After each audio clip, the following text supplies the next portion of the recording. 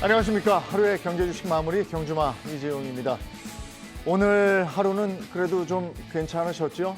연휴가 끝나고 4분기 10월 첫 장이었는데 그래요. 기분 좋게 오랜만에 올라줬습니다. 그런데 기분 좋게 오르긴 했는데 불안한 건 왠지 모르겠습니다. 왠지 불안하고 이게 언제까지 갈까 이런 생각이 들고 그렇습니다. 오늘 전문가 세 분과 함께 진단 한번 해보도록 하죠. 어서 오십시오. 네, 안녕하십니까. 안녕하십니까. 안녕하십니까. 네, 데일리 이슈부터 들어가겠습니다. 모처럼 기름 얘기 좀 하겠습니다. 에너지, 기름 얘기인데 감산 얘기하면서 유가가 또 올랐어요. 그렇습니다. 그럼 어떻게 되는 겁니까? 저희 경주마에서 이제 국제 유가를 바라보는 시선이 달러 대 유가 네. 이렇게 많이 소개를 해드렸었죠. 이제 그 동안의 흐름은 달러가 강해질 땐 유가가 약했고 또 달러가 약해질 땐 유가가 강했다. 그런데 코로나19 터지고 나서부터는 달러도 킹달러, 네. 유가도 이제 같이 가다가 마지막 승부를 벌인다 이런 말씀을 드렸었습니다. 그래서 진정한 킹달러가 맞다면 네.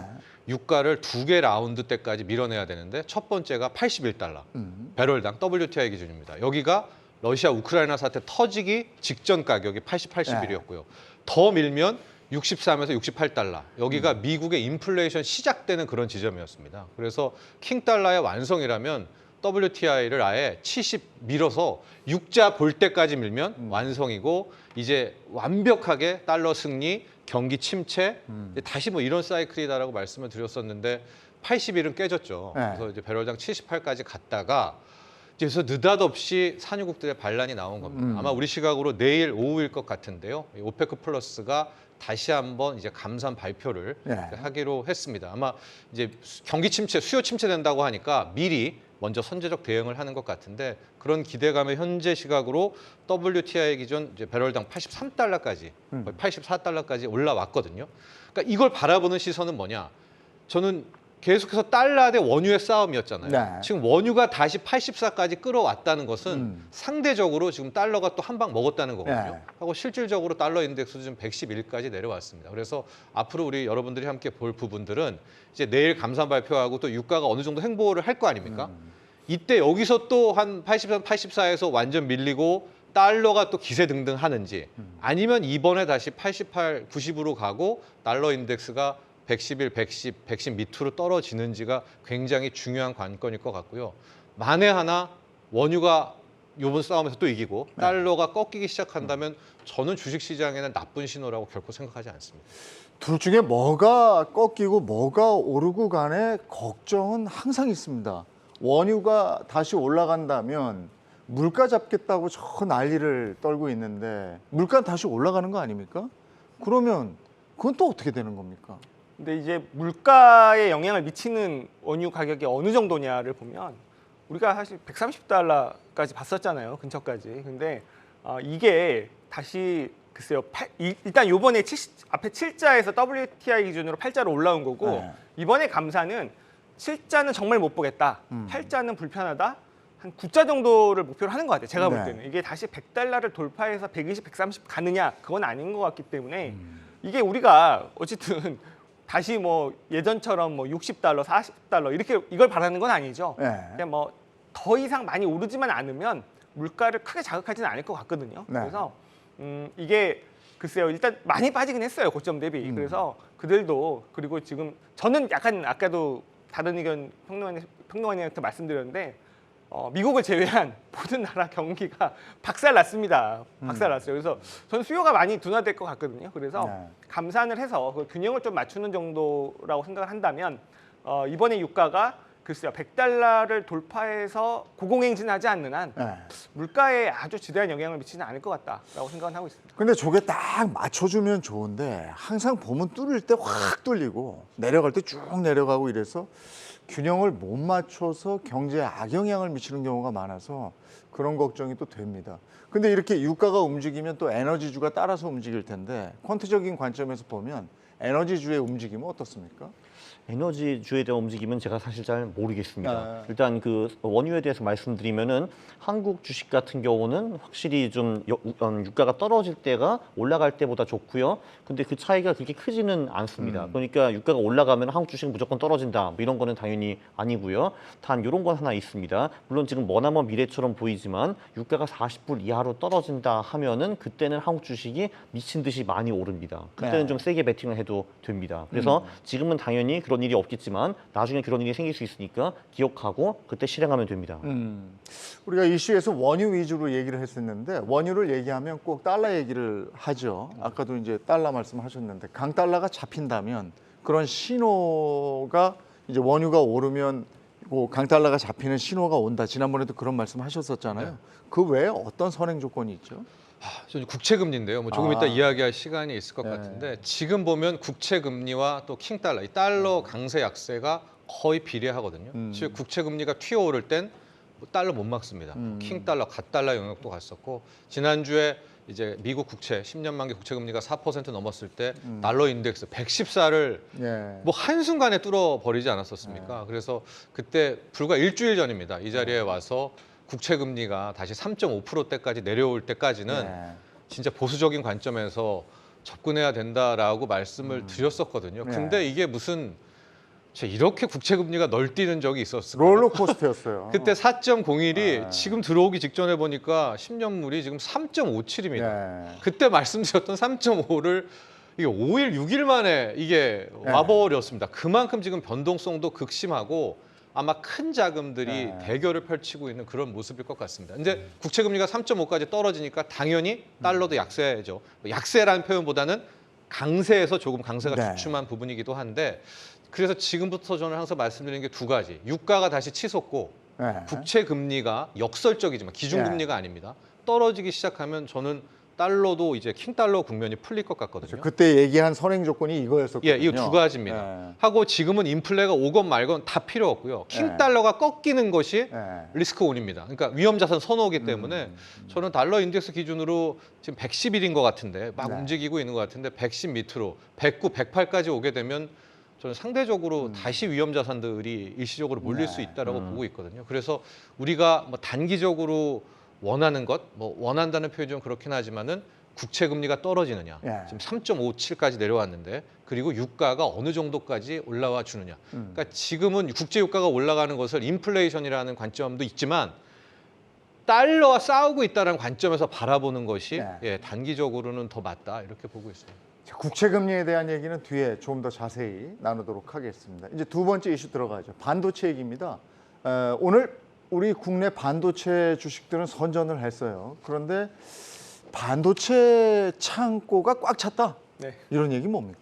재고가 지금 네. 굉장히 많다고 하죠. 네. 근데 재고가 양쪽에 다 있어요. 음. 판매를 하는 이제 삼성전자 하이닉스 창고에도 있고 네. 그걸 사는 그런 이제 빅테크들이 아. 주로 사죠. 거기도 재고가 있습니다. 네. 그래서 실적은 앞으로 한 2분기 정도 굉장히 나빠질 거예요, 계속. 근데 제가 아마 두 분도 얘기를 하실 텐데 여기서 두 분하고 제 의견이 좀 다르죠. 아까도 말씀드렸지 반도체가 너무너무 안 좋기 때문에 앞으로 한두 달간 미니 반등 랠리가 나올 수 있다고 보고 있습니다. 예. 그 이유는 캐펙스 컷이라고 해서 투자를 축소하는 것이고요. 지난주 목요일 이제 우리 금요일 아침이었는데 마이크론이 실적 발표를 했는데 이게 전분기 대비해서 한 15% 정도 줄었어요, 실적이. 네. 근데 거기다가 다음 분기는 한 35% 정도 줄 거라고 얘기를 하면서 이게 한 두 분기 만에 반토막이 난다, 실적이. 네. 그러면서 무슨 얘기를 했냐면 생산량을 내년에 한 5% 증가로 맞출 것이다. 근데 반도체는요, 공정 개선, 공정 전환만으로도 추가적으로 라인을 안 깔아도 이게 마이크론 같은 경우에 한 12, 13% 정도 생산량이 늘어난대요. 네. 그러면 5%를 늘린다는 얘기는 뭡니까? 감산한다는 얘기입니다. 네. 그러면서 오늘 키옥시아가 또 감산 발표를 했어요. 옛날 도시바 반도체입니다. 낸드 플래시를 만든 회사인데 보통 재고가 우리나라 이제 디램 업체들 한 10주 정도, 낸드 한 14주 정도 있는데 키옥시아는 한 거의 반년치 재고가 있답니다. 근데 이게 원래 내년에 30% 물량 증가를 제로로 맞추겠다. 네. 그래서 이번 달부터 웨이퍼 투입을 30% 줄이겠다고 했습니다. 네. 근데 이게 되게 재밌는 게요. 이 캐펙스 컷, 투자 축소라는 거는 원래는 쉽게 나오지 않아요. 이미 네. 디램 낸드 과점화돼 있잖아요. 내가 생산량을 줄여서 가격을 올리는데 다른 애들이 안 줄이면 그 효과 그거는 다 다른 업체들이 가져가기 때문에 이게 게임 이론이에요. 서로 못 줄이거든요. 얼마나 나쁘면 줄이냐는 게 나온 거고 그게 2019년에 나왔습니다. 네. 그래서 2018년 한 정점에서 말까지 한 30-40% 하이닉스 삼성전자 빠졌다가 19년 1, 2월 달에 한 30% 올랐거든요. 그게 바로 투자 축소 얘기 나오면서 나온 거라서 물론 나중에 또 빠집니다. 실적이 돌아서지 않으면. 그래서 한두 달 정도 여러분들 삼성전자 하이닉스 재밌게 보실 수 있을 거라 저는 보고 있습니다. 아니 반도체가 창고에 그렇게 넘쳐나게 쌓여 있는데 네. 왜 내가 주문한 자동차는 1년 뒤에 나와요? 반도체가 없다고? 그 반도체가 아니죠. 그래서 네. 디램은 그냥 완전 범용품입니다. 막 찍어내서 쌓아놓고 파는 거고요. 그리고 말씀하셨던 자동차형 반도체는 주문형 반도체죠. 그래서 주문받고 만드는 건데 그 주문받고 만드는 파운드리 업체들이 더 비싼 AI 반도체나 이런 걸 만드느라고 그동안 못 만들어줬던 거라서 좀 다르게 보실 필요가 있겠습니다. 그래도 이제 주가가 어느 정도 반등을 해줄 때는 대형주 위주로 좀 가줘야 지수가 오른 거 아니겠습니까? 그럴 때 삼전하고 하이닉스가 좀 오르지 않을까 하는 기대가 있는데 퀀트적인 관점에서 이 두 주식은 어떻게 봅니까? 이 국민주에서 국민 잡주가 된 삼성전자. 일단 기본적으로 전 대형주를 하지 않고는 있지만 뭐 저는 솔직히 뭐 대형주는 그냥 빠지면 손절을 해야지라고 보통 말씀을 드립니다. 근데 이거 말고 당연히 건설적인 얘기를 좀 해드려야죠. 그러니까 그 언젠가는 삼성전자가 다시 오를 거거든요. 근데 그럴 때는 이제 펀드 매니저들한테 가장 중요한 게 벤치마크를 맞추는 겁니다. 그러니까 삼성전자가 사실 거의 이퀄 코스피잖아요. 왜냐면 코스피 20% 이상을 네. 차지하니까. 그래서 이 경우에는 삼성전자가 오르기 시작하면은 다른 펀드 매니저들은 좋던 싫던 벤치마크를 맞추기 위해서 삼성전자에 올라타게 됩니다. 그러니까 삼성전자는 한번 모멘텀이 생기면은 상당히 오래 갈 수 있는 그런 주식이라고 볼 수가 있고요. 근데 그것도 물론 머나먼 얘기긴 하지만 그래도 뭔가 건설적인 얘기를 좀 하고 싶었습니다. 머나먼 얘기라고 그러는 게 그렇게 건설적으로 들리지 않거든요. 네. 얼마나 머나먼 얘기입니까? 근데 그거는 주가를 보면은 알게 되는 거죠, 사실은. 네. 근데 지금은 뭐 계속 그 이제 국민 잡주로 떨어지고 있기 때문에 네. 지금은 당연히 아니죠. 네. 근데 왜냐하면 지금 이렇게 떨어져서 5천 오늘 5,500 오늘은 좀 올라서 네. 그렇게 갔는데 5,500 아니 55,300원인가 뭐 오늘 그렇게 된 것 같은데 네. 이럴 때 이제 담는 분들도 있어서 네. 예, 저도 그렇지만 그래서 매수 단가를 좀 맞춰놓잖아요. 네. 낮춰놓잖아요. 네. 그런 분들에 대한 생각은 어떻습니까? 떨어지는 주식은 사는 거 아닙니다. 아 그래요? 네. 그렇다고 오르는 주식 사기에도 또 내가 손해 보는 것 같고. 그렇죠. 이제 그래서 이제 오르는 주식을 사는 것이 심리적으로 불편하거든요. 네. 근데 성공적인 투자는 늘 심리적으로 불편합니다. 아 네. 그러니까 심리적으로 편한 투자는 뭔가 나중에 비극이 있죠. 네. 물타기가 아니고 불타기가 낫다는 말씀이신 거죠? 네. 알겠습니다. 퀀트 투자에 대한 얘기는 이제 뒷부분에 또 집중적으로 얘기를 나누도록 하겠고요. 오늘 주제로 돌아와서 이제 미국 주가 이렇게 막 오는 게 미국 주가가 막 올랐던 게 영국발 훈풍이지 않습니까? 정부가 감세를 철회했다. 네. 이걸로 오른 거잖아요. 파운드도 막 올라가고. 그렇죠. 네, 그 얘기 좀 할까요? 롤러코스터고요. 아마 시청자 여러분들의 그 히스토리를 아시는 분들은 다 아실 텐데 이제 시작은 새로운 트러스 총리, 이제 트러스 정부가 지금 영국이 힘든 상황이잖아요. 재정도 부족하고 실질적으로 인플레이션도 10%대에 달하는데 대규모 이제 부양책, 이제 감세안을 통한 부양책을 내세운 겁니다. 그게 우리나라 기준으로 한 76조짜리 부양책을 내세우니까 네. 시장에서 이런 반응이 처음에 나왔죠. 이게 뭐냐? 지금 영국 다 무너져 가는데 네. 여기에서 또 적자 재정을 투입해? 그러면서 이제 그날 파운드화 가치가 대대적인 폭락을 했고 영국의 이제 국채 금리가 치솟았습니다. 4% 이상 치솟았고 이렇게 되면서 영국 국채뿐 아니라 이제 세계적인 국채 금리들이 다 튀어 올랐고 네. 마지막 남은 자산 하나, 이제 달러가 이제 킹 달러를 넘어 갓 달러로 갔죠. 이제 그렇게 해서 상황이 이제 끝나나 보다, 이제 파운드화 나락으로 가나 보다, 이제 금리 폭등해가지고 또 금융위기 오나 보다 하는데 그건 정부에서 한 일이잖아요. 네. 이번엔 느닷없이 중앙은행인 영란은행이 나서서 네. 우리가 파운드화를 무제한 양쪽 하나 하겠다는 겁니다. 예, 100권 예. 해서 우리가 영국 국채는 다 살 거야. 그러니까 영국 국채 금리는 어떤 식으로 낮출 거야라고 하면서 시장에 영란은행이 뛰어들었거든요. 그러면서 금리를 팍 죽여놓습니다. 그런데 여기서부터가 딜레마인 게 실질적으로 금리를 죽인 건 이해가 가지만 영란은행에서 채권을 매입하는 행위는 파운드화를 양쪽 하나 했다는 거거든요. 네. 그럼 파운드화는 약세가 돼야 되잖아요. 그렇죠. 근데 안 떨어져요. 어. 그때부터 더 강해지고 그 다음 날 강해지더니 이제 어제 밤이었었죠. 방금 얘기하신 이제 여기 스토리가 오게 된 겁니다. 네. 플러스 정부에서 전체는 아니고요. 이번에 감세한 중에 일부를 철회한다라는 얘기가 나오면서 네. 다시 파운드와 가치는 살아났고요.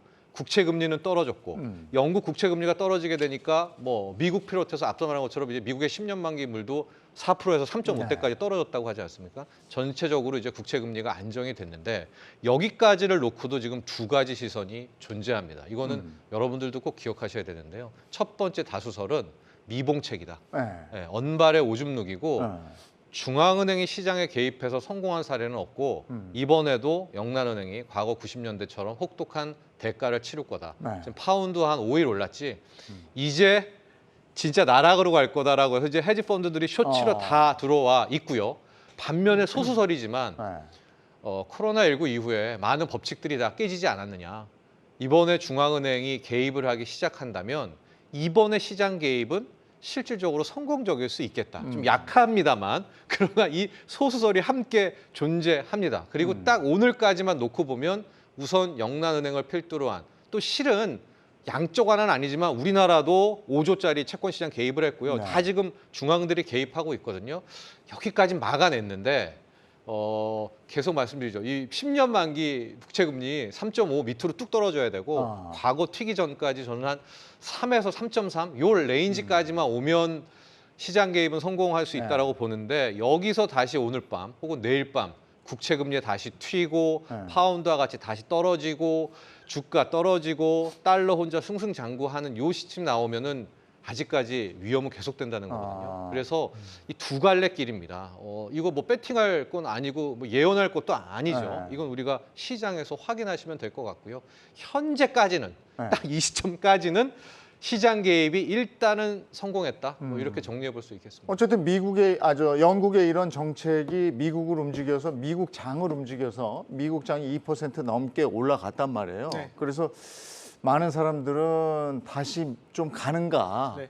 혹독한 겨울을 맞겠다 싶었는데 이 겨울에 산타랠리까지 가나 이런 기대감도 있었는데 지금 말씀 들어보니까 이건 정말 모르겠네요. 더 해야 돼요. 그러니까 네. 조금 영국 얘기가 너무 중요하니까 좀 저도 보탤게요. 네. 이게 아까 말씀하셨듯이 여러 가지 경기 부양안 중에 부자 감세 네. 45%에서 소득세 45%에서 40% 줄이는 것만 철회를 했습니다. 그거 말고 더 줄여야 될 게 많습니다. 이번에 하기로 한 거 소득세 기본세율을 네. 20에서 19%로 떨어뜨리기로 한 거 이거 철회해야 되고요. 그리고 주택구매 인지세 기준을 상향을 했었죠. 그것도 감세인데 그리고 법인세를 19%에서 25%로 원래 올리려고 했는데 네. 이거 철회하기로 했거든요. 다시 올려야 됩니다. 그러니까 이거 모든 걸 다 그리고 은행원 상여금 상한제를 살펴했는데 이것도 다시 되돌려야 되고 에너지 보조금을 600억 파운드를 뿌리기로 했어요. 물론 이제 뭐 얼어 죽는 사람 있으니까 여기에다가 해외 관광객 면세 쇼핑 재개 뭐 이런 것들이 있는데 이런 것들을 이제 트러스 총리가 물러나야 될 것 같습니다. 그러면서 이런 것들을 다 백지화시키면은 좀 달라질 수 있다 보고 있고요. 지금 하나만 나온 거고 왜 영란은행이 양적 완화를 통해서 국채 매입을 할 수밖에 없었느냐 이거 굉장히 중요합니다. 안 그러면 대규모 마진콜 사태가 벌어질 수 있었기 때문이고요. 헤지펀드들이 제일 좋아하는 게요. 마진콜을 건드리는 겁니다. 마진콜은 반대 매매예요, 여러분. 반대 매매를 건드리면 우르르 매매가 나오죠. 그러면 비이성적인 가격이 되고 거기서 환매수를 해주면 되는 건데 이게 LDI라고 해서 부채 연계 투자인데요.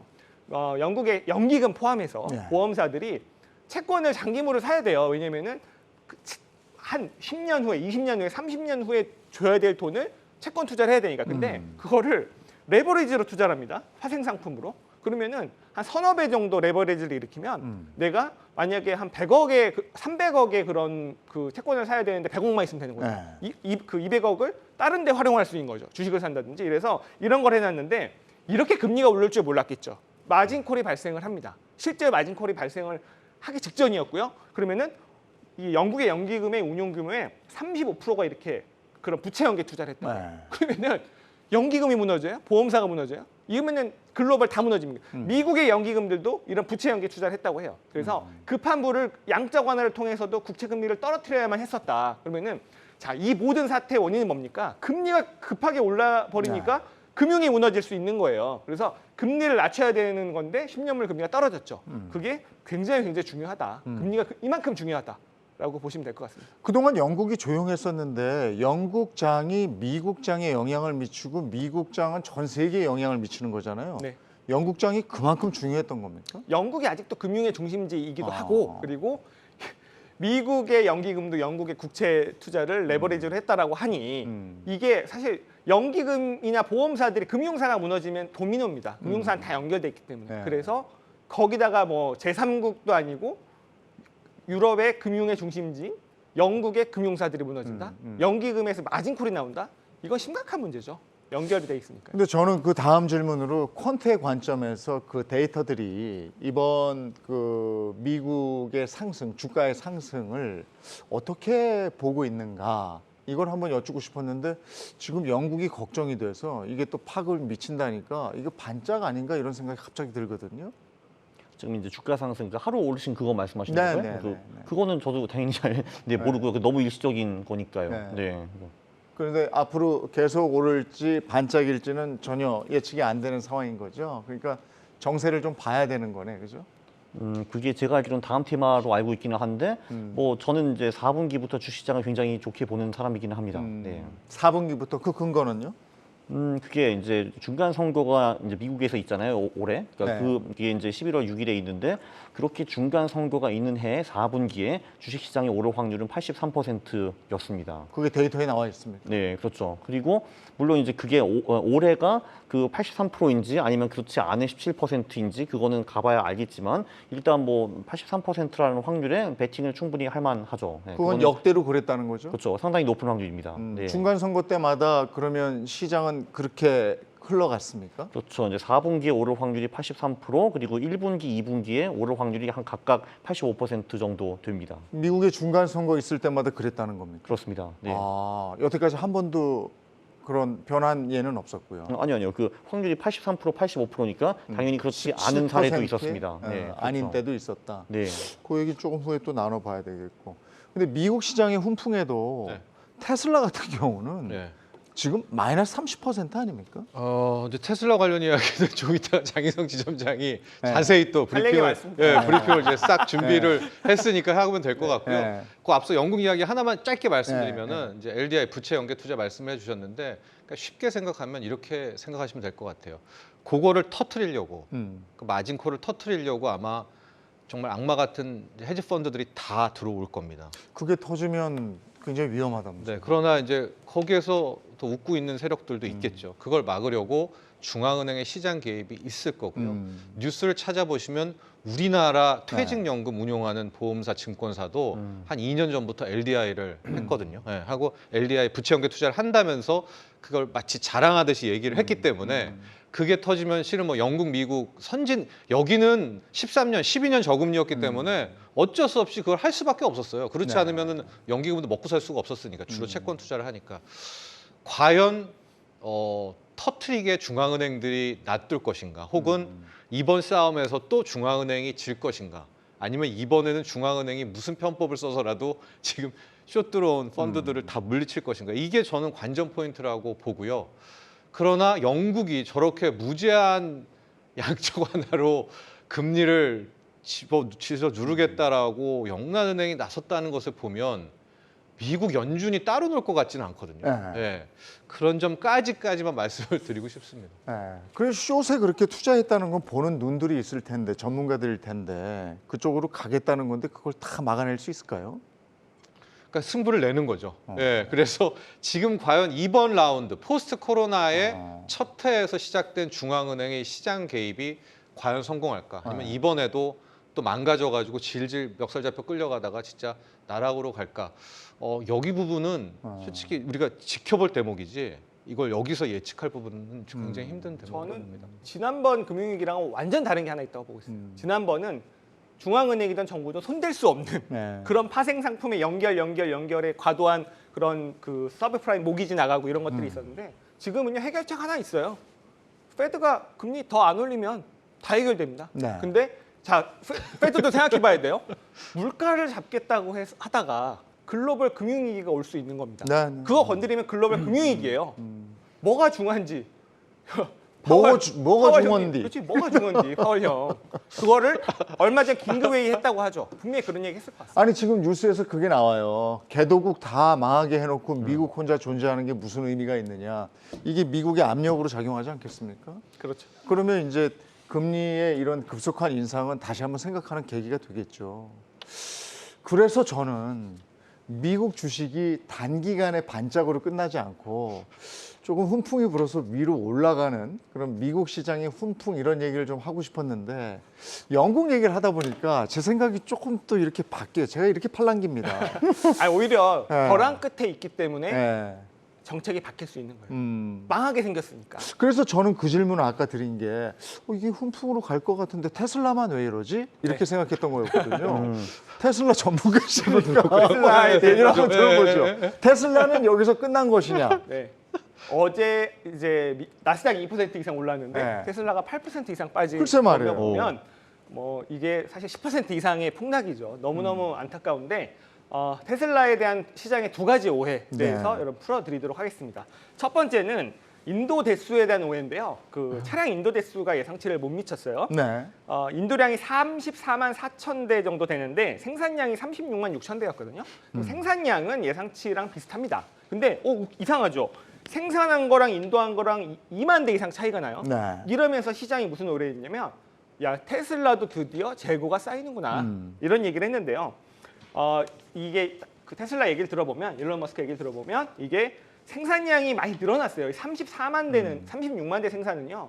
역대 최대입니다. 전분기 대비해서도 40% 늘었고 전년 동기 대비해서도 35% 늘었어요.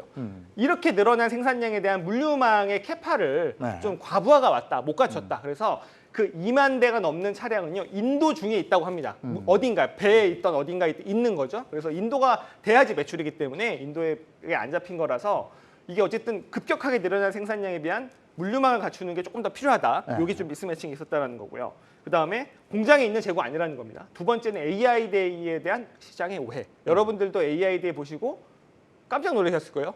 뭐야 로봇 저거 뭐야 왜 이렇게 허접해 이런 얘기 많이 하셨을 건데요.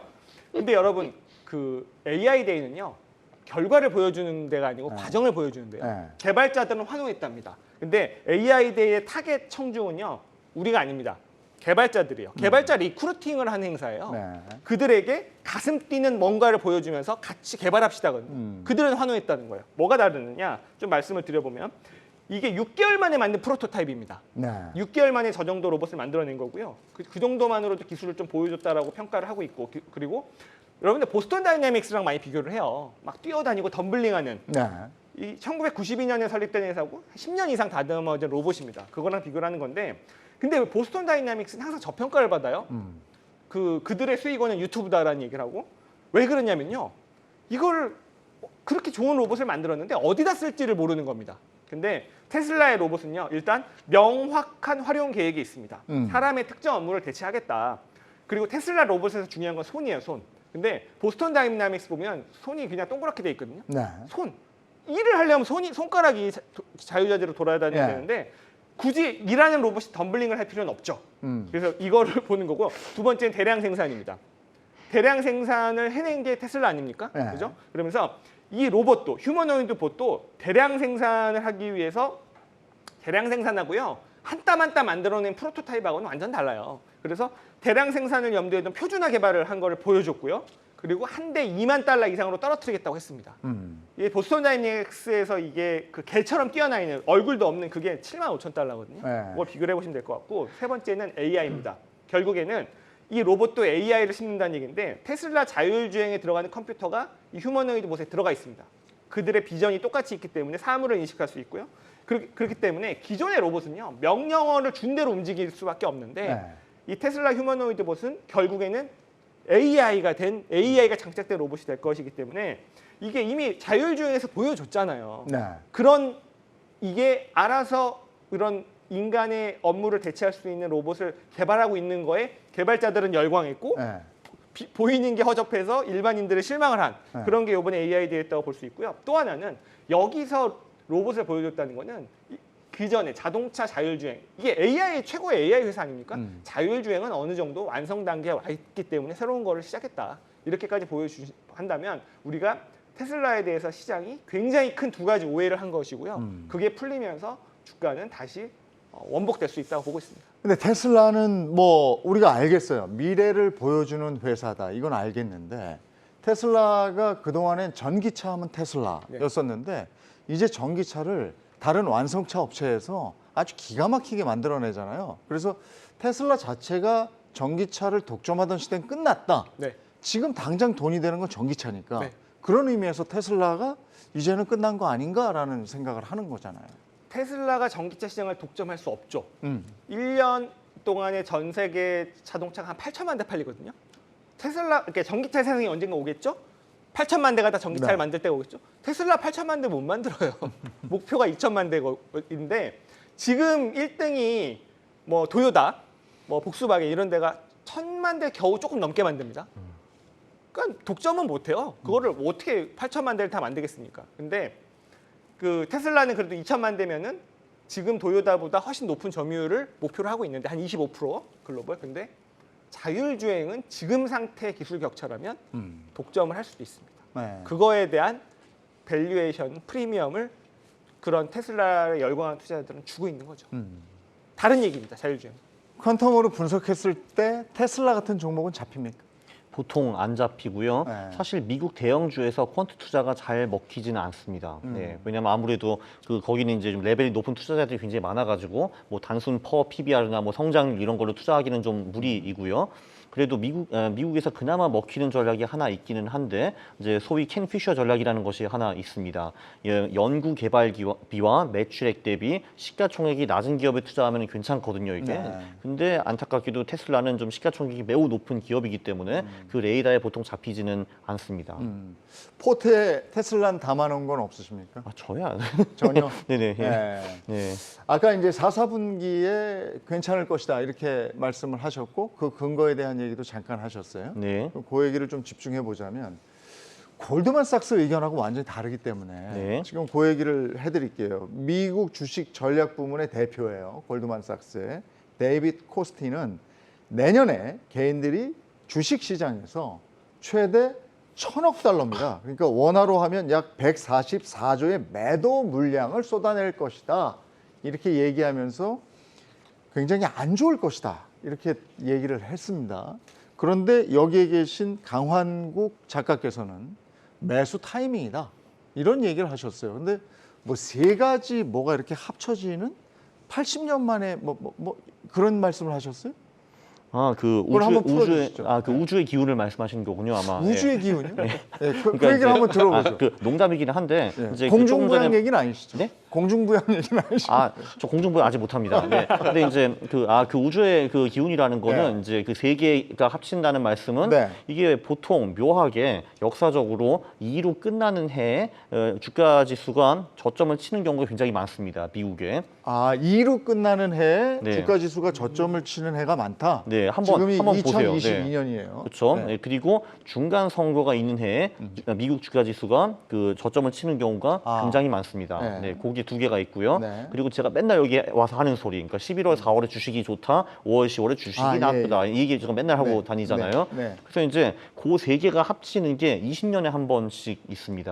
네. 아, 그러니까 그게 올해 10월 말이죠. 아 이걸 네. 가지고 우주의 기운이라고 말씀하신 거군요. 그렇죠. 그래서 우주의 기운은 뭐 예를 들면 1922년, 42년, 네. 62년, 82년, 아. 2002년 이제 요때 있었거든요. 음. 근데 그 5번 동안에 묘하게도 그 후에 주식이 굉장히 많이 올랐습니다. 아 그래요?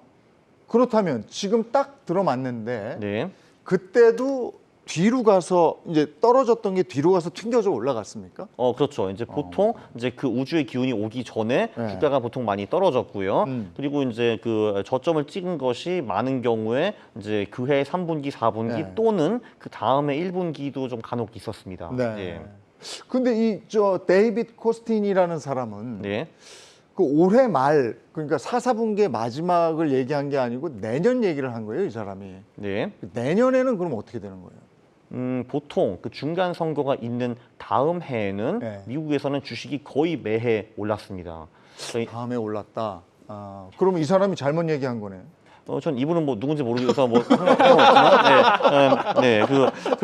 아니 근데 솔직히 뭐 개인이 1,000억 달러를 판다고 하는데 네. 지금 미국의 시가총액이 40조인데 네. 그게 큰 금액인가 솔직히 그러니까 저는 이 논리가 이해가 안 되기는 하고, 근데 물론 이분은 딴 말씀도 분명히 하셨을 건데 네. 뭐 그거는 뭐 제가 알 바는 아닙니다. 예. 지금 시장이 80년 만에 변동성 장이다. 그 얘기도 퀀텀에서 데이터로 나와서 한 얘기입니까? 아니면 이건 어디서 발췌된 얘기인가? 그걸 요거는 근데 무슨 말인지 저는 잘 어. 모르겠습니다. 80년 전에는 1942년인데 네. 사실 엄청난 변동성은 1929년, 30년, 31년 예. 이때 있었을 텐데요. 네, 요건 무슨 말인지 잘 모르겠습니다. 그러면 요거는 어디 이제 기사에서 발췌된 내용을 저희가 네. 본 거일 수도 있고요.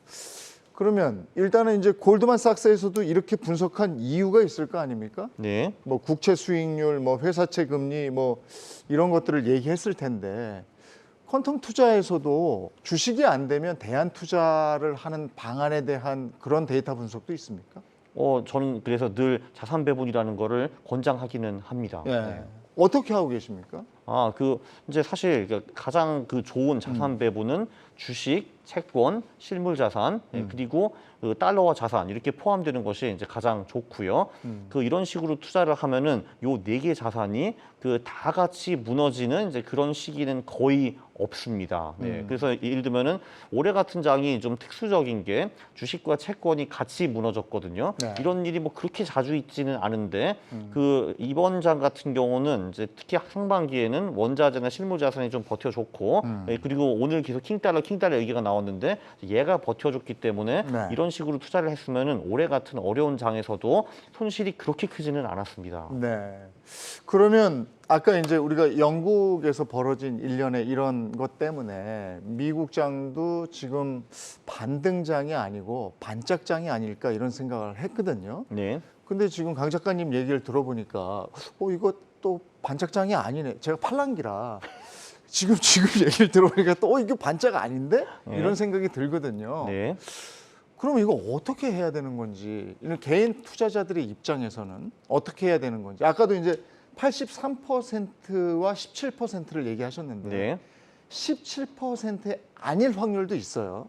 그렇죠. 그렇지만 기일 확률이 그렇게 갈 확률이 83%이기 때문에 이럴 때는 그럼 개인 투자자들은 어떻게 해야 되는 겁니까? 뭐 개인 투자자들까지는 모르겠지만 제가 어떻게 하는지는 말씀드릴 수 있습니다. 예, 그걸 네. 가지고 우리가 그렇죠. 한번 네. 유추 해석을 해보죠. 그렇죠. 네. 그러니까 이제 그래서 저는 10월 말에 당연히 들어갈 건데 그러니까 아. 제가 이제 목표로 하는 금액이 한 3분의 1 정도 저는 넣을 겁니다. 네. 그 후에 제가 원하는 83%가 와서 주식이 상승하면은 저는 11월 말에 또 3분의 1 추가 매수를 할 거고요. 네. 얘가 또 오르면은 12월 말에 또 나머지 3분의 1을 집어넣고 그거를 4월 말까지 유지를 할 겁니다. 근데 이제 제가 10월 말에 들어갔는데 안타깝게도 제가 원치 않는 그 17% 시나리오, 즉 주식이 하락하는 시나리오가 나올 수가 있거든요. 뭐 저 같은 경우는 S&P 3,432를 굉장히 중요하게 보는데 이제 그 밑으로 주가가 떨어지면은 저는 아쉽게도 이제 눈물을 흘리면서 또 손절을 해 나가고 제 생각에는 한 12월 말에 다시 들어갈 것 같습니다. S&P 500 말씀하시는 거예요? 네. 그게 얼마 밑으로 떨어진다고요? 3,430 이하에 떨어지기는 좀 어렵다고 보기는 하는데 근데 당연히 제가 이번에도 틀릴 수 있습니다. 제가 틀리면은 저는 틀린 걸 인정하고 손절을 할 겁니다. 그럼 S&P 500 지수가 3,400 정도 밑으로 떨어졌을 때는 가차없이 손절할 각오가 돼 있다면 그럼요. 네. 강 작가처럼 투자하면 되겠습니까? 네. 네. 이게 사실 투자라는 것이 늘 맞을 수도 없고 제 예측도 안 맞는 경우가 네. 굉장히 많은데 중요한 건 이거 같습니다. 예측이 틀리면은 깨끗이 인정하고 그때 손 털고 나가는 것이 중요한 것 같고요. 그 대신에 예측이 맞으면은 좀 크게 버는 거. 이거를 반복하면은 사실 투자에서 성공할 수밖에 없죠. 그러니까 이제 예측해서 잘못되면은 작게 손절해가지고 조금 잃고 그리고 맞을 때는 좀 크게 먹고 이거를 반복하는 것이 중요하지 예측이 맞는 게 사실 그렇게 중요하지는 않습니다. 그럼 강 작가는 지금 10월 말에는 내가 들어갈 거다, 장에 다시 들어갈 거다 그랬으면 지금은 없는 거예요? 지금은 없습니다. 장에 참여하지 않습니까? 제가 언제 다 처분했습니까? 제가 5월, 10월에 그 투자하지 말아라고 하고서 맞아요. 근데 또 8월에 또 제가 장을 꽤 괜찮게 봤거든요. 네. 그래서 어리석게 들어갔습니다. 네. 그래서 이번에 또 이제 제 어리석음이 또 이제 증명이 되었고요. 그래서 얻어 터지고 이제 9월 말에 9월 26일 날 제가 나왔습니다. 네. 얻어 터졌다는 거는 마이너스가 났다는 얘기인 것 같은데. 당연하죠. 어느 네네. 정도나 났습니까? 그러니까 제가 그때 8월에 제 투자 가능 자산의 15% 정도를 집어넣고 가지고 슬쩍 들어갔는데 이제 그때 손절을 해가지고 얼어 터지고 나오니까 이제 1.5% 정도 손실을 봤습니다. 그러니까 제가 투입한 금액의 10% 정도 손실을 봤다는 거죠. 10% 마이너스 10%. 네, 그래서 투자 자산의 한 1.5% 정도를 잃었습니다. 그때. 투자 자산의 네. 1.5%. 네, 전체 네. 축하합니다. 아니, 1.5%면 아, 뭐 이게- 요즘 정에서 강 작가님하고 우리 이지영 아나운서하고 차이가 뭔지 알려드릴까요? 뭐예요? 이게 주식을 잘 맞춰서 돈을 버는 게 아니에요. 네. 말씀하셨듯이 5번 틀리고 1번 맞춰도 수익을 내시는 게 강 네, 작가님이고 네. 우리 일반적인 투자자분들은 5번 수익 내고 1번 물리는데 손실이 나요. 맞아요. 5%씩 5번 먹고 물리면 40% 물리고 맞아요.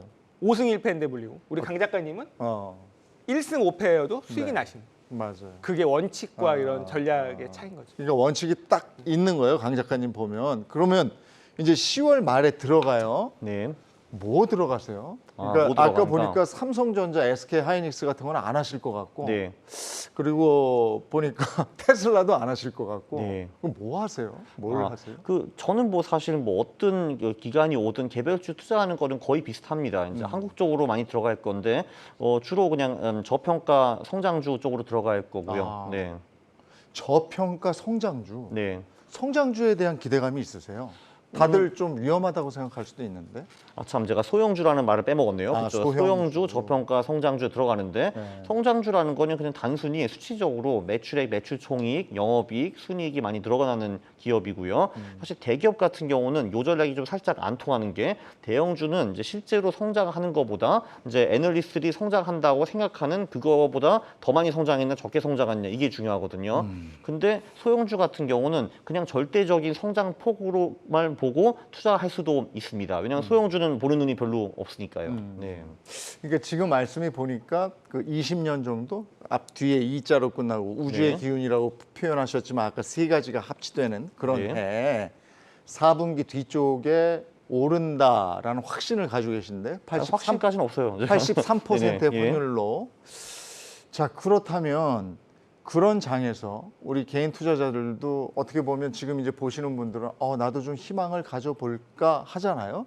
근데 20년이란 세월이란 말이죠. 그 전에 이런 데이터를 얘기한 분은 어떤 분이세요? 그거는 레리 윌리엄즈라는 분이고요. 네. 이분이 이 얘기를 1962년부터 좀 했습니다. 놀랍게도 이분의 투자 경력이 60년이에요. 1962년부터 지금까지. 네.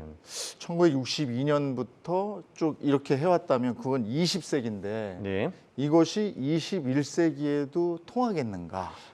이분이 이 책을 쓴 게 2003년, 그러니까 한 20년 전이거든요. 아. 그래서 제가 이제 그 후 데이터를 한번 살펴봤죠. 네. 예. 근데 그분이 말씀하시는 그 10년 사이클, 그러니까 그 2의 바닥을 치고 그다음에 이제 보통 뭐 7, 8까지 올라가고 그 보통은 7 또는 8로 이제 끝나는 해에 다시 한번 이제 내려간 다음에 다시 올라가는 거. 그게 놀랍게도 21세기로 똑같이 통하더라고요. 이제 그런 것도 있었고 그 중간 선거 사이클 얘기는 21세기에도 계속 통했습니다. 11월, 4월 투자도 21세기에 꽤 잘 먹혔고요. 그래서 그 책이 사실 발간된 지 20년 됐는데 그 후에도 거기 나오는 이론이 제가 사실 그 책을 처음 봤을 때는 이게 무슨 엉터리야 했는데 묘하게 잘 먹히더라고요. 그래서 그게 좀 신기했습니다, 저도. 네.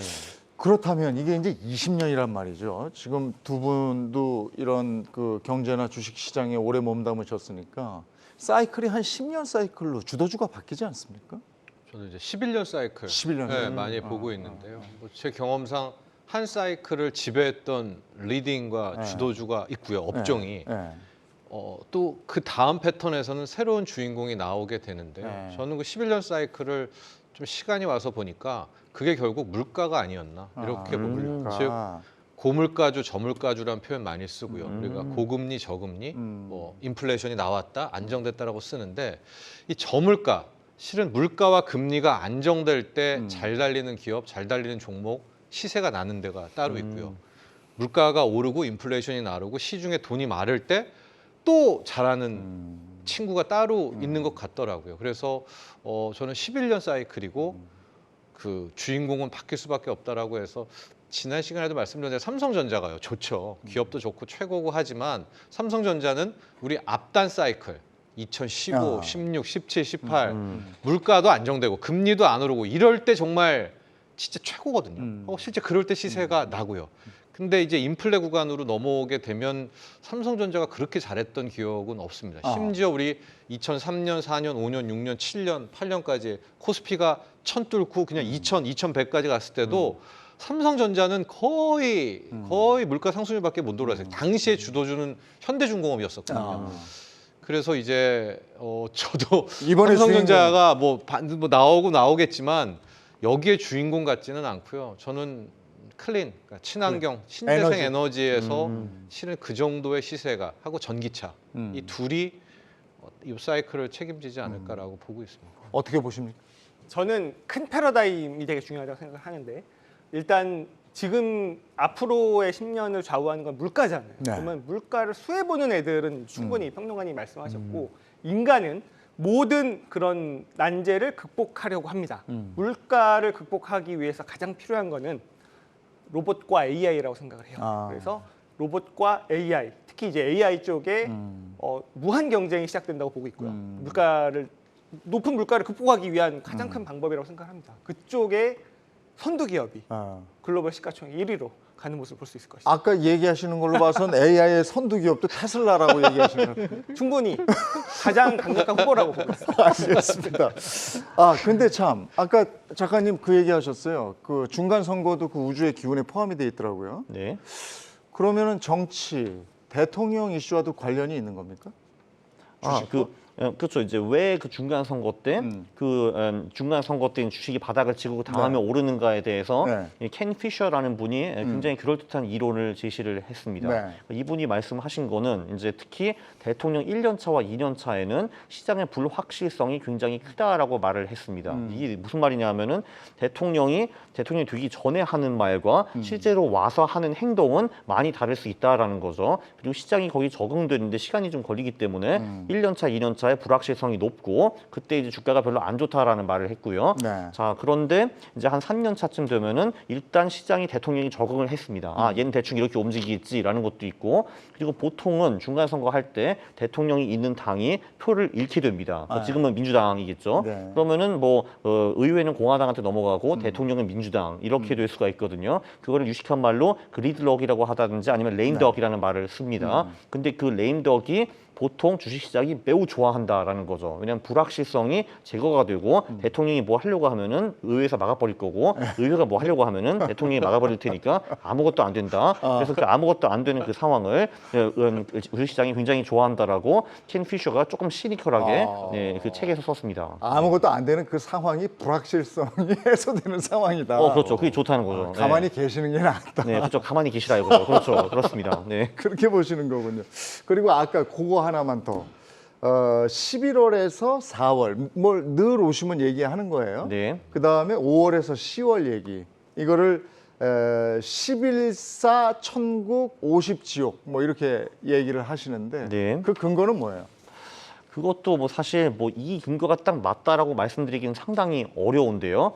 일단 한국 같은 경우는 그 배당을 3, 4월에 많이 줍니다. 그래서 실제로 한국 주식 같은 경우는 3월 15일부터 4월 26일까지가 가장 많이 오르고요. 이런 게 하나 있고 그리고 조금 전에 말씀드린 레리 윌리엄즈는 이 말을 하더라고요. 특히 이제 4분기에 중앙은행이 그 크리스마스 시즌을 대비해 가지고 조금 완화적인 금리 정책을 쓰는 경우가 상당히 많았다라는 통화 정책을 쓰는 경우가 상당히 많았다. 이런 말을 했고요. 그리고 이제 4분기에 소비도 이제 많이 진행되는 경우도 있고, 그리고 심지어 그거를 투자자들의 기분에 맞춰가지고 설명하는 사람들도 있었습니다. 예를 들면 12월 1일에 대부분 사람들이 기분이 좋고 3, 4월엔 봄이 와서 기분이 좋고 이런 식으로도 표현한 사람이 있었고요. 그 이제 사실 그래서 이론이 제가 들은 것만 해도 5-6개 정도가 되는데 실제로 그렇게 맞는지 아닌지는 잘 모르겠고 저는 이제 팩트 체크를 해가지고 실제로 11월 4월에 주식이 많이 올랐네. 5월 10월은 상당히 별로네. 그거는 확실히 말씀드릴 수 있습니다. 10월 말에 그래서 포트를 몇 %담으시는 거죠? 11월 4월에요. 자산에서? 그 11월 4월에는 지금 그러니까 제 목표 저 10월 말에 돈 넣으실 때 네네 그렇죠. 네. 어느 몇 % 정도? 제가 이제 11월 4월에 이제 주식 그러니까 한국 그 개별주 펀드 쪽을 한 60% 동적 자산 배분을 40%까지 하려고 했는데 근데 제가 60%를 풀로 넣지 않고 이제 20 쪼개서 넣을 거고요. 근데 중간에 제가 손절하면은 그거를 다 못 넣게 되겠죠. 그 17%의 위험 부담이 있으니까. 네. 또 두 분이 차세대 주인공을 에너지와 AI로 얘기하셨어요. 예. 거기에 대한 퀀트적인 감각은 어떻습니까?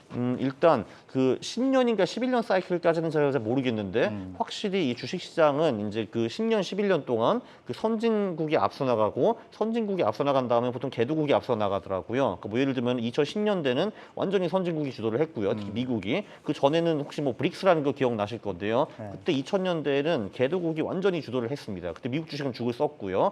그 전에 90년대에는 또 이제 미국 주식이 앞서 나갔고 그 전엔 또 개도국이 앞서 나갔어요. 보면은 이제 그런 사이클이 있고 그리고 이제 이게 보면은 한 10년 사이클로 이제 기술주와 에너지가 왔다 갔다 하는 것 같더라고요. 보니까 90년대에는 그 나스닥 버블 이런 것 때문에 기술주가 완전히 잘 나갔고 2000년대에는 그때 왜 그 유가가 150불까지 갔잖아요. 그때는 에너지가 주도를 했고 2010년대는 다시 빅테크, 2020년대에는 이제 퀘스천 마크이고 이제 사실 이런 식으로 하면 에너지가 오는 게 맞기는 맞는데 뭐 저는 감히 뭐 미래를 예측한다는 네. 말을 할 수는 없습니다. 알겠습니다. 그래서 오늘 꼽아주신 건 에너지, AI, 저평가 성장주.